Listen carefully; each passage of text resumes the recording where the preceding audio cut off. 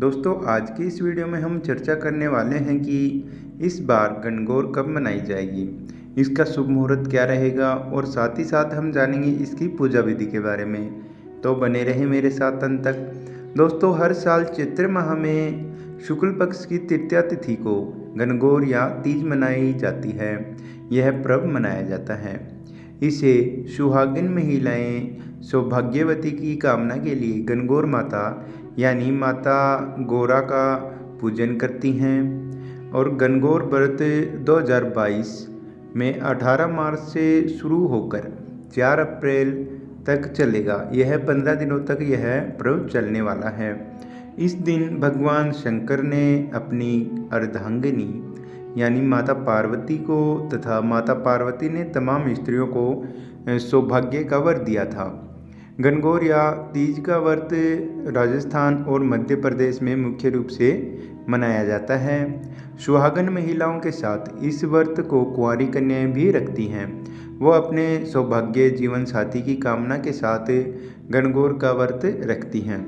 आइए अब जानते हैं गणगौर के शुभ मुहूर्त के बारे में। दोस्तों इस बार गणगौर 4 अप्रैल 2022 दिन सोमवार को मनाई जाएगी और इसकी जो चैत्र शुक्ल पक्ष की तृतीया तिथि है वो प्रारंभ होगी 3 अप्रैल 2022 दिन रविवार का होगा और यह 12:38 से शुरू होगी।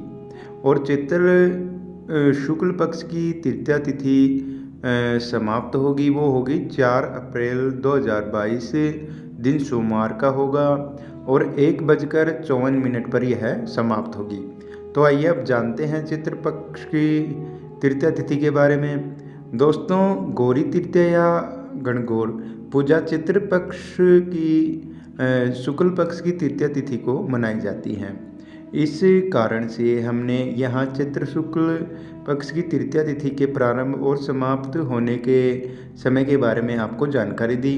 दोस्तों वैसे तो होली के दूसरे दिन यानी चैत्र कृष्ण पक्ष की प्रतिपदा से ही कुंवारी कन्याएं व नवविवाहित महिलाएं प्रतिदिन गणगौर पूजती हैं और चैत्र शुक्ल द्वितीया को सिंझारा मनाया जाता है। इस दिन किसी नदी या तालाब सरोवर पर जाकर अपनी पूजी हुई गणगौर को पानी से पिलाती हैं। फिर दूसरे दिन सायंकाल के समय उसका विसर्जन कर देती हैं। और गौरी पूजन का यह त्यौहार भारत के सभी प्रदेशों में थोड़े बहुत नाम यानी कि अलग अलग नामों से जाना जाता है, लेकिन यह धूमधाम से मनाया जाता है। राजस्थान का तो यह अत्यंत विशिष्ट त्यौहार है। दोस्तों जयपुर में गणगौर पर विशेष कार्यक्रम होता है जिसमें गणगौर की सवारी देखने के लिए देश विदेश से हजारों की संख्या में लोग आते हैं। दोस्तों इस व्रत को कुंवारी कन्याएं भी रखती हैं और विवाहित महिला भी रखती हैं। कुंवारी कन्याएं इसलिए रखती हैं कि उनको अच्छा पति मिले और उनकी विवाहित महिला इसलिए रखती हैं कि उनके पति की लंबी आयु हो, उनका सुखमय जीवन बीते। इसलिए है अपने पति की लंबी आयु की कामना करती हैं। भारतीय हिंदू स्त्रियों के इस विशेष त्यौहार पर सुहागिनी और नवविवाहित महिलाएं हैं वो अपने सौभाग्य पति की अनुराग प्रेम पाने तथा कुंवारी कन्याएं जो हैं लड़कियां हैं वो वांछित योग्य पति मिलने की मनोकामनाएं वो पूर्ति के लिए जिनकी मनोकामनाएं हो यह मनोकामनाएं रखती हैं, उनकी पूर्ति के लिए यह व्रत रखती हैं। यह व्रत दोपहर तक करती हैं।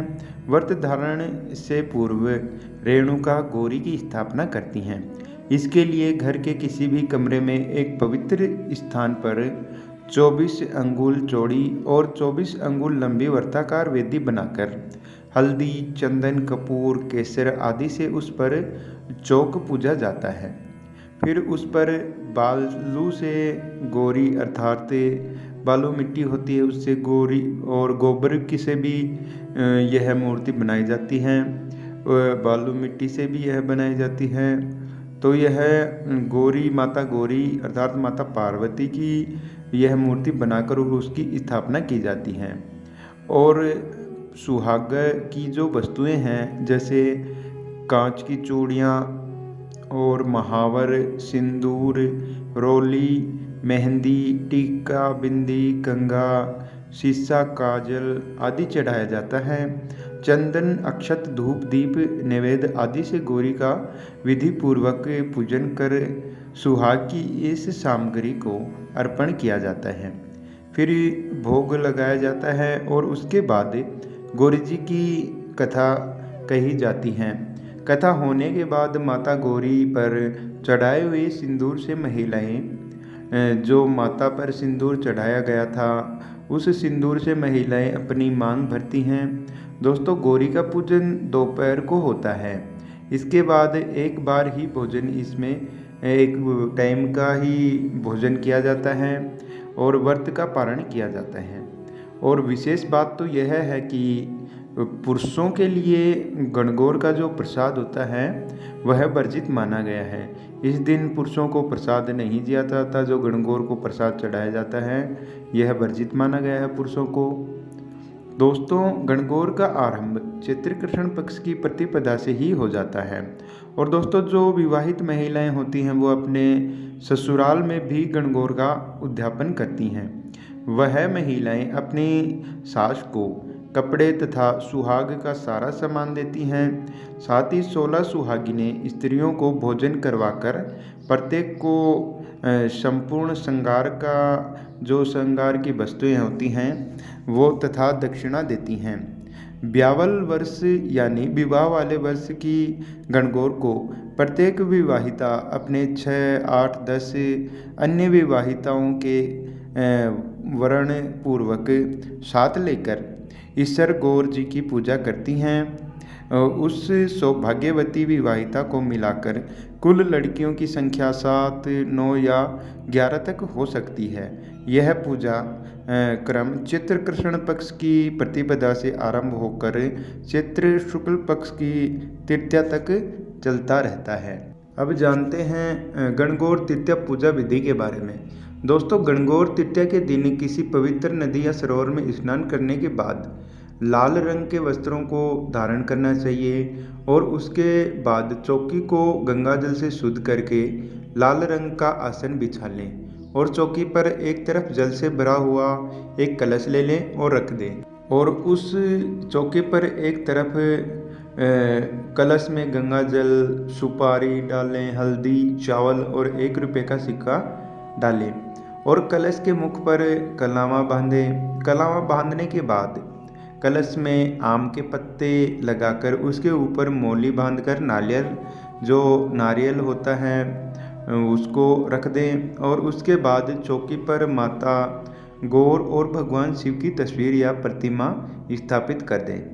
इस प्रतिमा स्थापित करने के बाद एक घी का दीपक ले लें और उसको प्रज्वलित कर दें। दीप जलाने के बाद अपने हाथों में फूल और पूजा की सुपारी ले लें और व्रत का संकल्प लें। संकल्प करने के बाद उसे अर्पित कर दें और उसके बाद मिट्टी या फिर बेसन के 6 गौर बनाएं और इन पर हल्दी, कुमकुम लगाएं। फिर माता गौरी की जो सिंदूर है वो सिंदूर, अक्षत, पुष्प अर्पित करके थोड़ा सा सिंदूर अपने माथे पर लगाएं। इसके बाद माता गौरा और भगवान शिव को फल, मिठाई आदि चीज़ों का भोग लगाएं। भोग लगाने के बाद एक कागज़ लेकर उसके ऊपर 16 मेहंदी, 16 कुमकुम और 16 काजल की बिंदी लगाएं और माता को अर्पित कर दें।